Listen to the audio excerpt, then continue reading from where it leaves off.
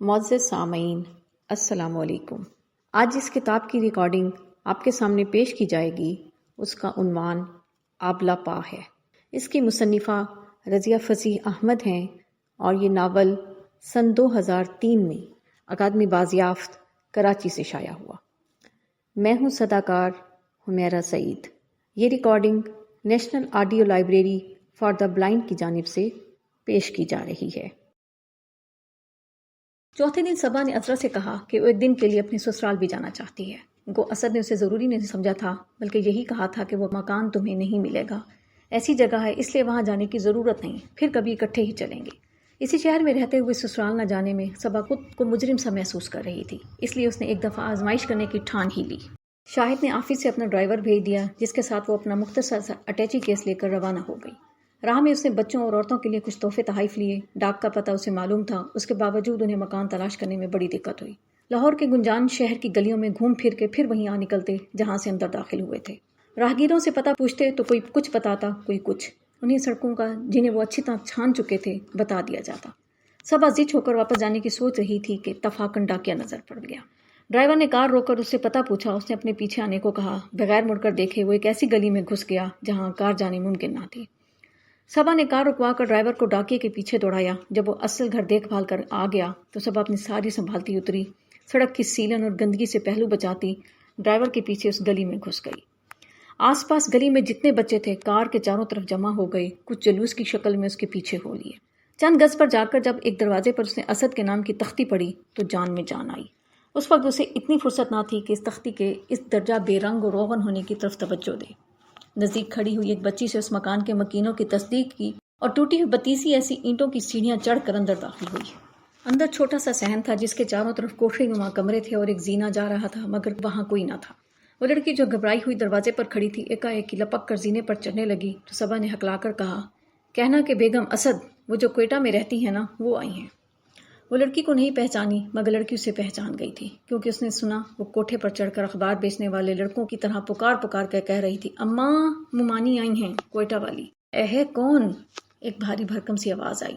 یک کے بعد دیگرے چند پریشان سے چہرے چھجے پر سے جھانکے، پھر اوپر کچھ ایسی افراتفری سی پھیل گئی جیسے اچانک کوئی ہیلی کاپٹر ان کے صحن میں اترا ہو۔ ایک بھاری بھرکم خاتون دوپٹے سے گیلے ہاتھ پونچھتی زینے پر سے اترنے لگیں، جنہیں شادی کے دن صرف ایک نظر دیکھنے کے باوجود پہچان گئی۔ وہ اسد کی بھابھی تھی۔ اس کا سلام لے کر وہ کچھ یوں گلے پلی جیسے اسے چھوت کی بیماری ہو، اور اوپر آ جاؤ کہہ کر بغیر اس کا انتظار کیے زینہ چڑھنے لگی۔ صبا نے لوٹ کر دروازے پر کھڑے ہوئے ڈرائیور سے سامان لیا اور اسی وقت آنے کا کہہ کر سیڑھیاں چڑھنے لگی۔ اوپر پہنچ کر اسد کی بڑی بہن نے اس سے سامان لیا اور اندر رکھنے چلی گئی۔ وہاں اسے بہت سی انجان صورتوں سے واسطہ پڑا، کچھ کو اس نے سلام کیا اور کچھ نے اسے سلام کیا، اور سب کے کئی دفعہ کے اصرار پر وہ بیچ صحن میں پڑے ہوئے ایک جھولا سے پلنگ پر ٹک گئی جس پر شاید ابھی ابھی ایک دری اور چادر ڈالی گئی تھی۔ تب نیچی نیچی پھولدار فراقوں اور چھپکلی کی دم ایسی چوٹیوں والی گھبرائی ہوئی لڑکیوں اور گھٹنوں تک لٹکتے ہوئے مرے چوہے کی کھال ایسے نکر پہنے لڑکوں کا اس سے تعارف کروایا گیا، مگر کچھ ایسے گنجلک انداز میں کہ اسے کچھ پتہ نہ چلا۔ وہ یہ دیکھ کر کچھ حیران اور کچھ مایوس ہوتی رہی کہ وہ سب اس کے اپنے بھانجے بھتیجے تھے۔ ساس اندر کمرے میں تھی، کسی نے انہیں اطلاع دی تو وہ اپنا بھاری بھرکم سراپا تھل تھلاتی باہر آئیں۔ صبا نے اٹھ کر انہیں سلام کیا۔ انہوں نے اپنے موٹے گاؤ تکیے ایسے جسم سے گلے لگا کر دعا دی اور پھر ایک ہی سانس میں اسد اور بوبی کی خیریت، اس کے لاہور آنے کی وجہ، آنے اور روانگی کی تاریخ پوچھ ڈالی۔ پھر وہ بھی اس کے جواب سنے بغیر باورچی خانے میں گھس گئی جہاں اس کی جیٹھانی، نندیں اور رشتے کی بھاوجیں پہلے ہی سٹر پٹر کر رہی تھیں۔ ایک بچے کو دروازے پر بلا کر ساس نے کمر بند سے پیسے نکالتے ہوئے چپ کے کچھ کہا۔ کئی منٹ تک جب کوئی باہر نہیں آیا تب وہ کونے میں کھڑے ہوئے ڈھیر سے بچوں کو باری باری بلا کر ان سے باتیں کرنے لگی۔ اس وقت اچانک اس کی نظر کوٹھے کے دوسرے حصے پر پڑی جہاں مونچھ کی چارپائی پر سیاہ دھاری دار کمبل بچھائے ایک بوڑھے سے آدمی اکڑوں گویا مراقبے میں بیٹھے تھے۔ گھر کی اچانک ہلچل اور ہر قسم کی کیفیت سے ماورا، یہ کون ہیں؟ اس نے ایک بچے سے پوچھا۔ دادا ابا، اس نے بے نیازی سے کہا۔ تب صبا کو یاد آیا کہ یہ اسد کے تایا ہیں جن کے متعلق اس نے بتایا تھا کہ عرصے سے دمے کے مریض ہیں۔ اس نے اپنا سر ڈھانپ کر بڑے ادب سے جا کر انہیں سلام کیا، مگر انہوں نے قطعی نوٹس نہ لیا۔ کھسیانی ہو کر اب کے اس نے زور سے سلام داغا۔ انہوں نے نظریں اٹھا کر اسے ایسی جسارت پر کچھ ملامت آمیز نظروں سے دیکھا اور جیتی رہو کہہ کر پھر مراقبے میں کھو گئے۔ انہوں نے قطعی نہیں پوچھا کہ یہ کون ہے اور کہاں سے آئی ہیں۔ اسد کی طرف سے اس کی شادی میں گنتی کے لوگ شریک ہوئے تھے جن میں نہ تایا ابا تھے اور نہ بچے۔ صبا واپس آ کر پلنگ کے اس گڑھے میں بیٹھ گئی جہاں سے اٹھ کر گئی تھی۔ دیکھتے ہی دیکھتے اس کے آگے ایک بے رنگ سی میز رکھ دی گئی اور مختلف قسم اور سائز کے پلیٹوں میں تازے سموسے، باسی پیسٹریاں، مٹھائی اور نمک پارے پہنچ گئے۔ پھر نکل کی چمکتی سی سینی میں چائے بھی رکھ دی گئی۔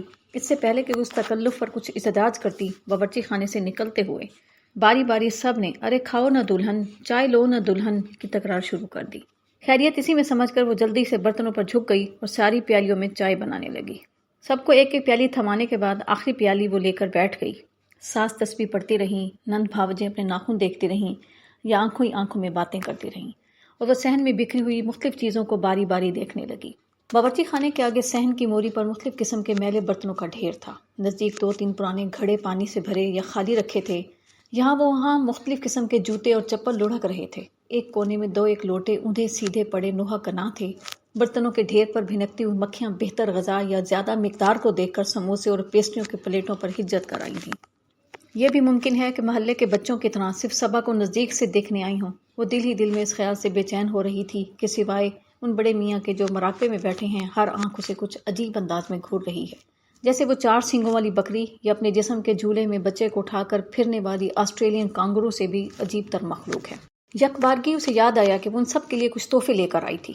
فضا کی بوریت کو توڑنے کا یہ موقع غنیمت جان کر وہ اٹھ کر اندر کمرے سے چھوٹے بڑے لفافے اٹھا لائی۔ اس نے کئی مرتبہ اسد سے اپنے بہن بھائیوں اور کزن کے بچوں کا حساب پوچھا تھا، مگر وہ خود ہی بھول جاتا تھا اور یہ کہہ کر ٹال جاتا تھا کہ ہر سال تو امینڈمنٹ کی ضرورت پڑتی ہے، کوئی کہاں تک یاد رکھے۔ اس نے بھی کوئی خاص ضرورت محسوس نہیں کی، مگر آج اسے اپنی کوتاہی پر افسوس ہونے لگا۔ کم از کم وہ کوشش کر کے ان سب کی تعداد اور تصویروں کے ذریعے ایک حد تک صورتوں سے تو واقف ہو سکتی تھی۔ ہر چند وہ اپنے خیال میں کافی کھلونے لائی تھی، مگر یہاں وہ بھی کم پڑتے نظر آنے لگے۔ آخر چھوٹے بچوں کو اس نے ٹافیوں کے رنگین تھیلوں پر ڈالا جو کھلونوں سے علیحدہ لائی تھی۔ جب بچے اپنے کھلونوں، دوستوں اور محلے والوں کو دکھانے بھاگ گئے، تب اس نے اپنی ساس کی شال، جٹھانی، نندوں اور رشتہ داروں بھانجوں کے لیے لایا ہوا مختلف سامان نکال کر انہیں دیا، جنہیں پا کر وہ سچ مچ خوشی سے پھول گئیں، اور ایک دم اسے فضا پر چھائے ہوئے بوریت کے بادل کچھ چھٹتے ہوئے محسوس ہوئے، اور زیادہ تو نہیں، مگر ماحول میں ذرا سی نرمی اور گرمی کا احساس ہونے لگا، جیسے جھلستی گرمیوں کی دوپہر میں ایک ناکافی سا چھینٹا پڑ جائے۔ وہ صبا کو کہتے سن چکی تھیں، کل اسی وقت ڈرائیور اسے لینے آئے گا، جس کا مطلب تھا کہ وہ دن بھر اور رات کو یہیں رہے گی، 2 وقت کا کھانا بھی کھائے گی۔ اس ایک مسئلے نے عورتوں کی دنیا میں خاصی ہلچل مچا دی۔ صبا ادھر ادھر گھومتی ہوئی قسطوں میں اندر کے ایک نسبت پرسکون اور صاف کمرے میں پہنچ گئی۔ یہاں کسی دلہن کا جہیز میں لایا ہوا ایک صوفہ سیٹ پڑا تھا، جس کے پایوں تک کپڑا چڑھا ہوا تھا، مگر اب کئی جگہ سے کپڑا پھٹ جانے کی وجہ سے اندر کی بے رنگ و روغن کچی لکڑی جھانک رہی تھی۔ ایک جہازی قسم کے سنگھار میز، اس سے بھی جہازی ایک مسحری جو پشتوں تک ایک ہی جگہ پڑی رہنے والی مسحریوں کے خاندان سے معلوم ہوتی تھی۔ یہ مختلف دور میں مختلف کاموں میں آتی ہے۔ کبھی دلہا دلہن کی سیج ہے، پھر اسی پر بہو بچے جنتی ہے۔ وہ بچے بڑے ہو کر گھونسلے سے اڑ جانے والی چڑیا کے بچوں کی طرح اڑ جاتے ہیں، مگر یہ مسحری اپنی جگہ پڑی پرانی کہانیاں سناتی رہتی ہے۔ ایک طرف تپائی پر چھوٹا سا ٹیبل لیمپ تھا، یہ گھر کے کسی ترقی پسند مکین کا اضافہ تھا۔ ایک طرف الماری میں بجلی کی استری بھی رکھی تھی، یہیں سے بہت پرانی سپاٹ خاندانی تصویریں بھی تھیں اور دیوار پر ایک آدھ اچھی سینری بھی۔ گویا اس کمرے میں کئی تہذیبیں گلے مل رہی تھیں۔ ان سب چیزوں کو دیکھنے کے بعد وہ دکانوں کی طرز کے کھلے بند ہونے والے تختوں سے لگ کر باہر دیکھنے لگی۔ نیچے عجیب ہنگامہ تھا، مدت سے اس نے ایسے مناظر اتنے نزدیک اور اتنے دل جمعی سے نہ دیکھے تھے۔ بائیں طرف گلی کے نکڑ پر قدرے کھلی ہوئی جگہ تھی، وہاں چارپائی پر ایک حجام پوری فراغت سے گاہ کی حجامت بنا رہا تھا۔ ننھی سی سیاہ کٹوری کی سطح پر تیرتے ہوئے گنتی کے جھاگوں کو نظر انداز کر کے، خالی پانی میں انگلیاں ڈبو کر کلے پر بار بار پھیرنے کے بعد وہ اپنے استری کی زد میں لے آتا۔ حجامت بنانے کے بعد اس نے گاہک کے سر پر بمشکل سر نکالنے والے بالوں کا صفایا کیا اور بڑی دیر تک اس کی گنجی چندیا کو پیار اور پانی سے سہلاتا رہا۔ کھجور اور گنڈیریوں کے ٹھیلے والے گاہکوں سے پہلے مکھیوں کو پیٹ بھرنے کا پورا موقع فراہم کرنے کے لیے آپس میں اطمینان سے باتیں کر رہے تھے۔ بعض جگہ تو مکھیوں کی افراد میں یہ پہچاننا مشکل تھا کہ کون سا ڈھیر گنڈیریوں کا ہے اور کون سا کھجور کا۔ ذرا فاصلے پر ایک ہوٹل تھا جس کی پیشانی دھوئیں سے اٹی ہوئی تھی اور سفیدی سے لکھا ہوا غریب نواز ہوٹل آج بھی چمکنے کی کوشش میں مصروف تھا۔ اندر ایک طرف بڑے بڑے سماورہ تھے، لکڑیوں پر کیلوں میں یہاں سے وہاں تک پھولدار پیالیاں لٹکی ہوئی تھیں، زمین پر قطاروں میں چائے دان جمے ہوئے تھے، ان میں سے ایک بھی ثابت نہیں تھا۔ اندر کے حصوں میں چند چارپائیوں اور بدرنگ میزیں کرسیاں پہلو بہ پہلو بچھی ہوئی تھیں اور دیواروں پر قائد اعظم لیاقت علی، پریزیڈنٹ ایوب خان کی رنگین تصاویر، اسلامی تاریخ، کیلنڈر، رنگین کاغذوں اور چمکتی پنیوں سے بنے ہوئے پھول پتے ایک لائن میں ایک ہی صف میں کھڑے ہو گئے محمود و ایاز کے شعر کے ساتھ لگی ہوئی تھیں۔ काउंटर पर जहाँ चंद मिठाइयाँ बतौर सजावट चांदी के औराक का जेवर पहने सजी थीं, मिट्टी के तेल के कुकर की शक्ल का एक रेडियो अपनी फटी हुई आवाज़ के बावजूद रफ़ी का गाना चीख चीख कर गा रहा था। सामने तरकारी और पिंसारी की दुकान थी। आखिरी जिक्र पर से बराबर बच्चों बच्चियों की ए हाजी साहब 4 आने का घी देना, ए हाफिज जी 6 पैसे का गुड़ दो की आवाज़ें आ रही थी और सब हैरान थी कि इस महंगाई के ज़माने में वाकई 4 आने का घी और 6 पैसे का गुड़ मिल जाता है, या कोई ख्याली चीज़ इनकी कटोरी और हाथ पर रख दी जाती है जिसे वो घी समझकर अपनी हांडी में झाड़ लेते हैं और गुड़ की डली समझकर मुंह में रख लेते हैं। अभी वो इसी ठेले के नज़ारे में खोई हुई थी जिसमें लकड़ी के मुख्तलिफ बने हुए खानों में प्लास्टिक के लाल पीले खिलौनों और रस्सियों पर चोटियों और रंगीन कमरबंदों के अखबार थे के साथ अंदर दाखिल हुई और बड़ी अपनायत से बोली, दुल्हन किसी खास चीज़ की तबीयत चाहती हो तो पकवा दूँ। पलट कर उसने सास को देखा और मारे घबराहट के हकलाने लगी, जी नहीं, जो घर में पकेगा खा लूँगी, किसी किस्म का तकल्लुफ़ ना कीजिएगा। उनके चेहरे की मायूसी से उनके जाने के बाद उसे सूझा कि वो दरअसल क्या पूछना चाहती थी। कोई ख़ास चीज़, मिर्चें मसालों वाली खट्टी खट्टी। तो वाह, इन सासों का बस नहीं चलता कि इन बहुओं को अंडे सीने वाली मशीनों की तरह इस्तेमाल करके खटाखट बच्चे निकालें और बल्ब की गर्मी पहुंचाने के बजाय अपने पोटे तले दबा लें। अरमान हो तो माँ बाप को हो, इनको किस बात का अरमान जब पहले ही पोता पोती चारों तरफ मुर्गी के बच्चों की तरह रुलते फिर रहे हैं। हद है, दिल भी तो नहीं भरता इनका। दोपहर के खाने के बाद उसे सारे अजीज रिश्तेदारों और महल्ले में इस तरह फखरिया फिराया गया जैसे वो जानवरों की नुमाइश से ताज़ा खरीदी गई भूरी भैंस थी। सास कुछ शर्मसार सी थी कि बस सारता थी, एक सारी बांधे थी, न भारी कपड़े न जेवर। पहली दफ़ा बड़े घर की बेटी को यूं नंगी पूची देखकर लोगों पर बड़े घर का कुछ असर ना पड़ेगा, ये सोचकर वो हर घर में बाकायदा इस बात की वजाहत करती जाती कि वो सिर्फ एक दिन के लिए आई है और साथ कोई सामान नहीं लाई है। आसपास के महल्ले के बच्चे तक उसके साथ जुलूस की तरह एक घर से दूसरे घर में जाते। हर घर में हस्बे तौफीक पान, छालिया, चाय, बिस्किट और फलों से उसकी तवाज़ो होती गई। सब जगह घूम फिर कर जब वो वापस पहुंची तो वाकई थक चुकी थी। इस नुमाइश में उसे पसंद किया गया या नापसंद उसे पता न चल सका, मगर इतना थकने के बाद उसको इसकी परवाह भी न थी। चुनाचे जूते उतार कर उस तारीखी मसहरी पर लेट कर बुझे बुझे दिल के साथ ही सोचती रही कि असद ने उसे अपने घर के हालात से इस कदर तारीकी में क्यों रखा था। शादी के बाद वो हंगामे से दूर रहने का बहाना करके उसे यहाँ ना लाया था और अब भी उसे मकान ना मिलने का उज़्र पेश करके रोकने की कोशिश की थी। क्या वो इतनी गैर थी? हालांकि अपने बड़े घर का हाल पहले ही रात को वो असद को सुना चुकी थी। गैरियत और तकल्लुफ़ की ये दीवार गैर महसूस तौर पर उन्हें यूं दूर लिए जा रही थी जैसे जहाज़ लंगर उठाने के बाद आहिस्ता आहिस्ता साहिल से दूर हो जाता है, खामोशी से, नामालूम तौर से। शाम को जब घर के मर्द अपने अपने कामों से लौटे तो इस गैर मुतवक्को मेहमान की आमद की खबर उन्हें सुनाई गई। मर्द औरतों की निस्बत इससे कम मरूब हुए, चुनाचे वो असद के भाई से, जिनका जिक्र असद ने कई मरतबा किया था, इधर उधर की बातें करती रही। शाम की चाय कम तकल्लुफ़ और ज़्यादा सफाई से पी गई। उस वक्त उसे लाहौर के तारीखी मकामात दिखाने की पेशकश की गई, मगर वो इस ख्याल से ही कांप गई कि इस सिलसिले में जाने क्या एहतमाम और ले दे होगी, और जल्दी से बोली वो सारी जगह देख चुकी है। मेहमान नवाजी के शौक़ में पिक्चर दिखाने की फरमाइश की गई, जिसे उसने मुझे ज़्यादा शौक़ नहीं कहकर टाला और बाकी वक्त जिस किसी से बन पड़ा ख़ानदान के हालात कुरेद कुरेद कर पूछती रही। हालांकि आम ख्याल था कि उसे ज़रा भी दिलचस्पी नहीं होगी। उस वक्त उसने हर एक के बच्चों के तादाद और नाम भी मालूम किए। तब उसे मालूम हुआ कि अनजाने में वो खिलौने महल्ले के कई ऐसे बच्चों को दे गई जो उन्हें देखने के शौक़ में आगे बढ़ाए थे। किसी ने उसे ज़रा सा भी इशारा ना दिया कि वो गलती किए जा रही है।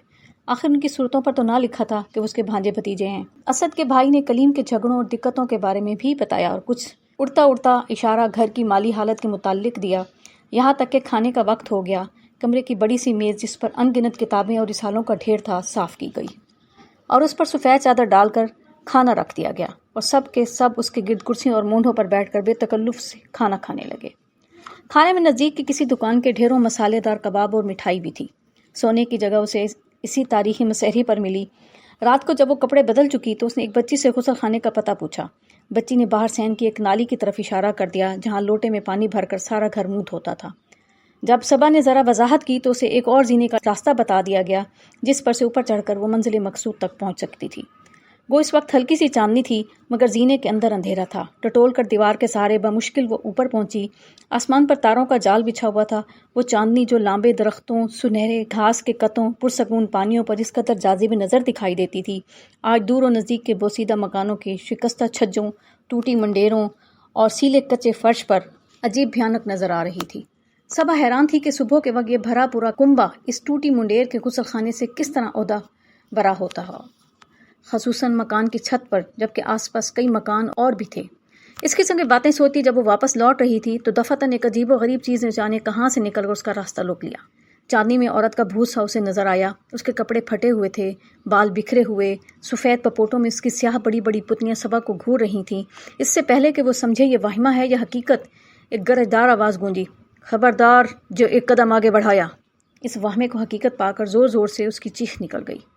قریب تھا کہ وہ بے ہوش ہو کر گر جائے کہ اس نے ایک قدم پیچھے سرک کر دیوار کا سہارا لیا. پھر چند لوگ بھاگتے ہوئے اوپر آئے اور صورت حالات کو سنبھالا. نند نے اس کے کان میں کہا، گھبراؤ نہیں، یہ تو تائی اماں ہیں. پھر اس کے تھر تھر کانپنے بدن کو سہارا دے کر نیچے اتارنے لگیں. اندھیرے زینے پر سے ٹھوکریں کھاتی وہ نیچے اتری، لکڑیوں، جوتوں اور برتنوں سے ٹکراتی کمرے میں آئیں. ابھی تک اس کے قدم لرز رہے تھے، دل دھڑک رہا تھا اور ہتھیلیاں پسینے سے تر تھیں. نند اسے مسحری پر لٹا کر چلی گئیں. وہ خاموشی سے آنکھیں پھاڑے چھت کو تکتی رہی، پھر سانس آ کر اسے سارا قصہ سناتی رہیں. یہ تائی اماں باہر مراقبے میں بیٹھے رہنے والے تایا کی 5ویں بیوی تھیں. 4 پہلے اللہ کو پیاری ہو چکی تھیں اور اب ان کا دماغ جانے کیسے الٹ گیا تھا. وہ کپڑے پھاڑ بال نوچ چھت پر نکل گئی تھیں. زیادہ تر وہیں رہتی تھیں. سارا دن خود سے باتیں کرتا، پاس پڑوس کی عورتوں سے مانگ کر کھا لینا اور ہر ایک سے یہ شکایت کہ کوئی انہیں کھانے پینے کی نہیں دیتا، ان کا روزمرہ تھا. تایا جب ان کی بڑبڑاہٹ سے بہت زیادہ عاجز آ جاتے تھے تو ان کو اٹھا کر پیٹ ڈالتے تھے، جس پر یہ سارا محلہ سر پر اٹھا لیتی تھیں. راہ چلتے انہیں آدھا دھڑ نکال کر جھانکتا دیکھ کر جب مڑ کر دیکھتے تھے اور ایسی ویسی بات سمجھ کر بار بار ادھر سے گزرتے تھے تو انہیں کوٹھڑی میں کئی دن کے لیے بند کر دیا جاتا تھا. کوئی علاج بھی کیا اس کا؟ اس کی آواز اب تک کانپ رہی تھی. ہاں، انہوں نے بے دلی سے کہا. کئی حکیم ڈاکٹروں کو دکھایا، تعویذ گنڈے بھی کیے، مگر کچھ فائدہ نہ ہوا. ان کے بچے وغیرہ کہاں ہیں؟ اب وہ کچھ سنبھل چکی تھی. ان کے بچے تو ہیں نہیں، ستیلے بچے ہیں جو عمر میں ان سے بھی بڑے ہیں. وہ انہیں رکھتے نہیں، ماں باپ بھی مر چکے ہیں. ان کا دنیا میں ہم لوگوں کے سوا کوئی نہیں. بھائی ان کی حالت دیکھ کر کڑتے ہیں، وہ خود مریض ہیں، کیا کریں؟ اور پھر یکایک ان کی آواز میں رکت آ گئی. وہ بولی، گھر کی حالت تم دیکھ ہی چکی ہو، اب تم سے کیا چھپانا ہے؟ اتنے بڑے کنبے میں صرف 2 دم کماتے ہیں. ان کی تنخواہوں میں کھانے کا مشکل سے پورا ہوتا ہے، پھر کپڑا لتا ہے، بچوں کی فیسیں ہیں، اوپر کے خرچ ہیں. اب بیماریوں پر انسان کہاں سے خرچ کرے؟ ایک زمانہ تھا جب اسد کے باپ زندہ تھے تو میرے ہاتھ میں بھی فراغت تھی. یہ نہیں کہ ہزاروں کا کاروبار تھا، مگر سفید پوشی سے گزارا ہو رہا تھا. لیکن اب تو وہ بھی مشکل ہو گیا ہے. ایک دفعہ تنگ آ کر اسد کو لکھا تھا کہ کچھ پیسے ہر مہینے بھیج دیا کرو، تو اس کا بھی معذوری کا جواب آ گیا. ہاں بیٹی، میں نے مانا کہ تم بڑے گھر کی بیٹی ہو، تمہارا ہاتھ کھلا ہے، تمہارے اخراجات زیادہ ہیں، مگر کیا ہمارا اسد کے پیسے پر کوئی حق نہیں؟ مگر میں نے تو کبھی منع نہیں کیا. وہ گھبراہٹ میں اٹھ کر بیٹھ گئی.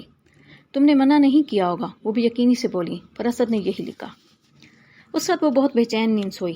پہلے 10:30 بجے تک قریب النواز ہوٹل میں ریڈیو بجا کیا. پھر رات گئے تک چھکڑوں اور ٹانگوں کی آوازوں نے ذہن پر تہلکہ مچائے رکھا. پھر جب بھی اس کی آنکھ لگی، کبھی پھٹے چیتھڑوں والی کوئی چڑیل آنکھیں پھاڑے اس سے لپٹ گئی، کبھی دنیا بھر کے بچے اس کے چاروں طرف ناچنے لگے، کبھی زمانے بھر کے بوڑھے کمبلوں پر اکڑوں بیٹھے مراقبے میں کھوئے ہوئے اور وہ ان کے درمیان سے نکلنے کی کوشش میں چاروں طرف گھومتی رہی. ابھی پوری طرح اس کی آنکھ نہ لگنے پائی تھی کہ گلی بیدار ہو گئی. کھنکارنے تھوکنے کی آوازیں، گاڑی کے پہیوں، منچلوں کے گانوں کی آوازوں نے بیداری کا پیغام سنایا. پھر بھی وہ بنی پڑی رہی تو غریب نواز ہوٹل کا ریڈیو ایک دم ہی کرہ کر چلا اٹھا.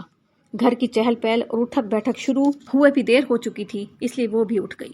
صبح کے کام اوپر کی منزل سے شروع ہو کر نچلی منزل میں جا کر ختم ہوتے تھے. نچلی منزل میں ایک نل تھا جس میں شبنم کی طرح پانی ٹپکا کرتا تھا. جو لوگ نالی پر منہ دھونا پسند نہ کرتے تھے وہ اس موقع سے فائدہ اٹھا کر وہاں ہاتھ منہ دھو لیا کرتے تھے. چنانچہ کمر کس کر سب سے پہلے تو سبا نے رات کے کپڑے تبدیل کیے کہ ڈریسنگ گاؤن میں گھر بھر میں گھومنا 2 بھر معلوم ہوا. پھر بکھرے بالوں کو سمیٹ کر جوڑا بنایا اور ہر چیز بات کہہ کر دوسروں میں آن پی لی. باورچی خانے میں گئی تو اے یہاں کہاں آ گئی دھوئیں میں کہہ کر نکالی گئی. اوپر جانے میں تائی اماں کے خوف سے جان نکل رہی تھی. اب کہ اگر ٹیٹوا ہی دبا دیا تو وہ کیا کرے گی؟ حالانکہ سب اسے یقین دلا چکے تھے کہ وہ مارتی پیٹتی نہیں، صرف زبان چلایا کرتی ہیں. خدا خدا کر کے یہ سارے مرحلے طے ہوئے. ناشتے سے فارغ ہو کر تائی اماں کو اتارا گیا تاکہ ان کا حلیہ درست کیا جائے. ایک باقاعدہ جنگ کے بعد ان کے کپڑے بدلے گئے اور کھینچ کر بال گوندھے گئے. عورتوں کے ہاتھوں سے نکلتے ہی وہ تیر کی طرح اوپر لپکیں اور لگیں چلا چلا کر ہر ایک کو کوسنے. سب سے پہلے انہوں نے اپنا دوپٹہ ہوا میں اڑا دیا جو پتنگ کی طرح تیرتا ہوا نچلی منزل میں جا گرا. پھر انہوں نے اللہ میاں سے لے کر اپنے خداوند مجازی کی شان میں وہ باتیں کہیں کہ سب نے اپنے کان بند کر لیے. یک بارگی ہی مراقبے میں کھوئے ہوئے تایا اپنے چپل تلاش کر کے زینے کی طرف چپکے. بمشکل تمام ان کی دیورانی اور بہوؤں نے انہیں پکڑ کر کہ وہ تو پاگل ہیں، آپ کیوں ان کے ساتھ دیوانے بنے جاتے ہیں. صبح اٹھ کر وہاں سے بھاگی تو سیدھی اسی کمرے میں رکی جہاں وہ پکچر کے سین کی طرح سڑک کے مناظر دیکھتی تھی. غریب نواز ہوٹل میں وہی چہل پہل تھی، گڑ اور گنڈیریوں پر وہی مکھیوں کی دعوت، وہی ٹھیلے اور تانگے والوں کا شور، وہی میلے کچالے ننگے پاؤں بچے، چھوٹی چھوٹی لڑکیاں تقریباً اپنے برابر کے بچوں کو کولہے پر ٹکائے ادھر سے ادھر پھر رہی تھی۔ مرد برد رنگ شلواروں اور چادروں میں ہاتھ دیے مچھروں اور پسوؤں کے جائے شرارت کو کھجانے اور گپیں ہانکنے میں مصروف تھے۔ بوڑھے چارپائیوں پر بیٹھے حقے کے دم لگا رہے تھے۔ ان لوگوں کو کتنی فرصت ہے، ابھی صبح ہوئی ہے مگر جیسے انہیں کوئی کام ہی نہیں۔ تبھی تو اتنی غلاظت اور غربت ہمارے ملک میں ہے۔ اس نے سوچا اور پھر اس کے دل میں کوئی مچلا، تمہیں بھی تو کوئی کام نہیں ہے، تم نے اس ملک کی غلاظت اور غربت کو کم کرنے کے لیے کیا کیا ہے؟ وہ بہت کچھ کہنا چاہتی تھی مگر اس کے سمجھ میں نہ آتا تھا کہ وہ ان سب لوگوں کے لیے کیا کرے۔ اس کے اپنے سسرال میں لوگ ذہنی اور جسمانی مریض تھے، حفظان صحت کے اصولوں کے عین برعکس زندگی گزار رہے تھے۔ بچے پرورش پانے کے بجائے مرغی کے بچوں کی طرح سے بڑھ رہے تھے۔ ان کی پرورش اور تربیت کرنے کی کسی کو فرصت ہی نہ تھی۔ چاروں طرف کے گھروں کے درمیان ایک بے چھت کا کمرہ تھا، شاید اس کی چھت کسی زمانے میں گر گئی تھی۔ ہر روز سارے گھروں کا کوڑا، تمام باورچی خانوں کے انڈے اور ترکاریوں کے چھلکے اور ہر طرح کے چیچڑے وہاں پھینک دیے جاتے تھے۔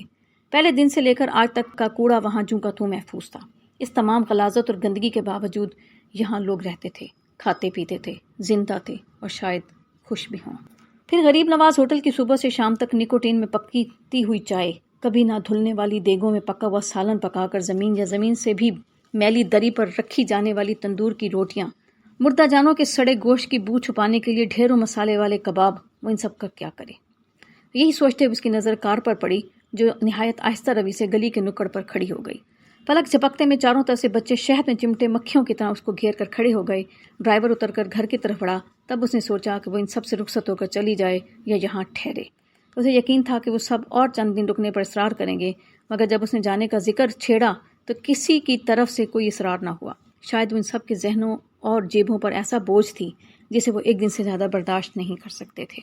چلنے سے پہلے صبا نے پرس میں جتنے نوٹ تھے بغیر گنے اپنی ساس کے حوالے کر دیے۔ ایک بھانجی نے خوشی خوشی اس کا سوٹ کیس اٹھا لیا۔ جٹھانی اسے گلے ملی جیسے اس کی بیماری مدت ہوئی ختم ہو گئی ہو۔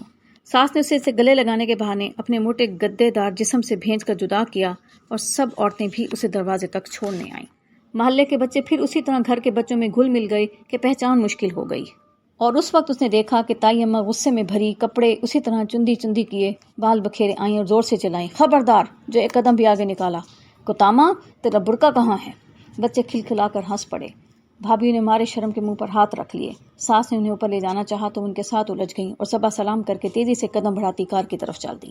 اس وقت عذرا کے ڈرائیور کے چہرے پر ایسی خوفناک مسکراہٹ تھی جیسے اس نے صبا کو ننگا دیکھ لیا ہو۔ اسے بڑے آدمیوں کے گھر کی حالت بالکل اس چوبارے کی سی لگی جس میں اس کا اپنا کنبا رہتا تھا۔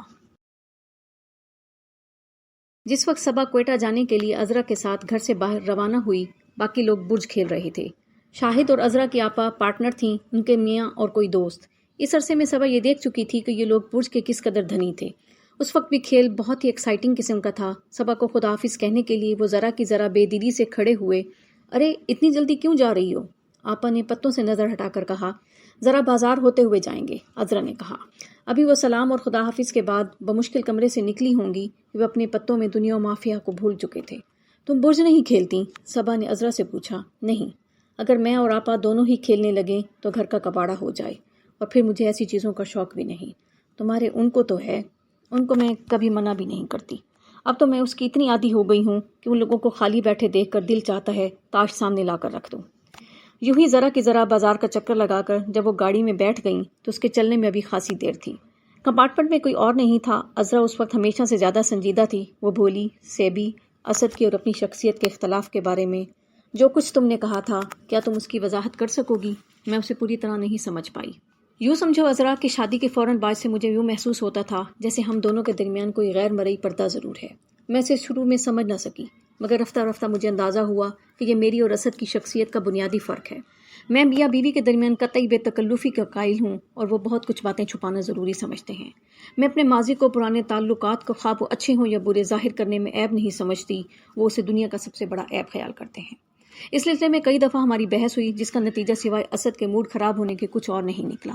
وہ اپنی تہذیب اور کلچر سے زیادہ مغربی کلچر کے دلدادہ ہیں اور بچوں کسی ڈھنگ پر پرورش کرنا چاہتے ہیں، اور بہت سی چھوٹی چھوٹی باتیں ہیں جن کو انسان صرف محسوس کر سکتا ہے، بیان نہیں کر سکتا۔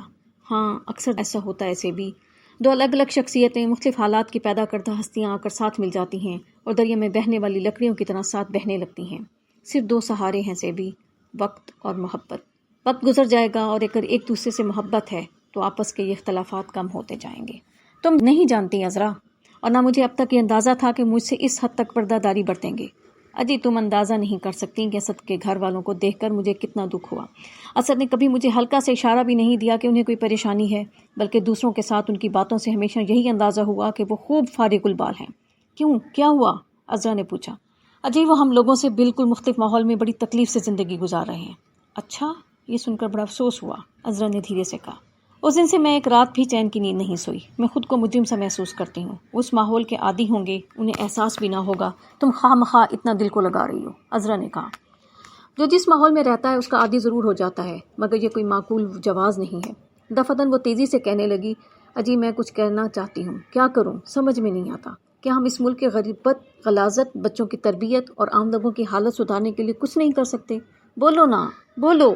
کیوں نہیں کر سکتے؟ مگر اس کے لیے مختص لوگوں کی ضرورت ہے۔ اکیلا چنا بھاڑ نہیں پھونک سکتا، مگر تم اکیلے بھی بہت کچھ کر سکتی ہو۔ دفعتاً عذرا نے اپنی سنجیدہ موڈ کی کینچلی اپنے مخصوص شگفتہ انداز سے بدل کر کہا، ایک ایسا ثبوت پیدا کرو جو تمہارے ملک کے سارے دل درد دور کر دے۔ ہم زیادہ سے زیادہ 10-5 بچیوں کو پڑھائیں گے، بدنام زمانہ افواہ میں شامل ہو کر ویلفیئر کا ذرا سا کام کر دیں گے، یا کسی اسکول میں کھپ جائیں گے، مگر یہ تو اور بھی بہت سے لوگ پہلے ہی کر چکے ہیں۔ بنیادی چیزوں کو تو کوئی خون نیا ہی بدل سکتا ہے، تم ان کی تخلیق کی فکر کرو۔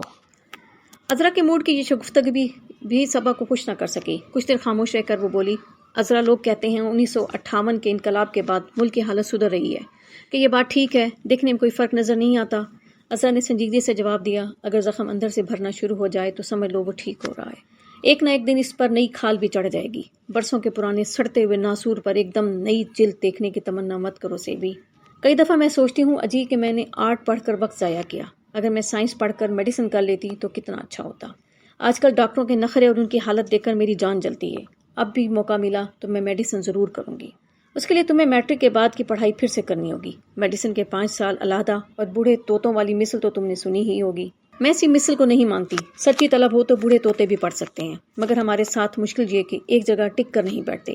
ایسی صورت میں کچھ بھی کرنا ناممکن ہے۔ تم البتہ کر سکتی ہو۔ میڈیسن تو بابا میرے بس کا نہیں۔ ہاں، ایک زمانے میں ویلفیئر ورک میں نے بھی شروع کیا تھا، مگر عورتوں کے آپس کے جھگڑوں اور شو آف سے تنگ آ کر چھوڑ دیا، اور اب تو مجھے اپنے اور آپا کے بچوں سے ہی فرصت نہیں ملتی۔ تمہاری آپا کو ان باتوں سے کوئی مطلب نہیں؟ ان کی قسم ہی دوسری ہے، عذرا نے کہا۔ پھر برتھ پر سر پیچھے ٹکا کر یکلخت وہ بولی، سیبی کیا تم نے ہمارے گھر میں کوئی چیز محسوس نہیں کی؟ یہ سوال اتنا اچانک تھا کہ صبا گھبرا گئی۔ نہیں تو کیا چیز؟ کوئی نئی بات، دوسرے گھروں سے مختلف؟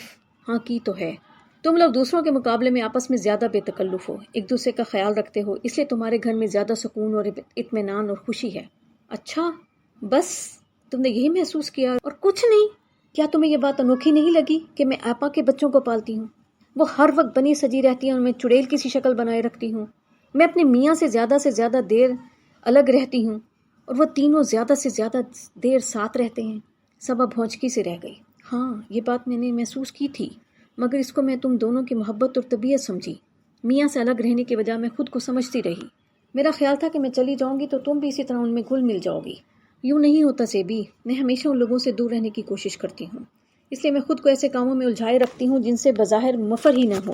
سیبی، میں نے تم سے کہا تھا نا کہ دل کی بات ایک شخص کو ضرور بتا دینی چاہیے۔ میں یہ تمہیں بتا رہی ہوں۔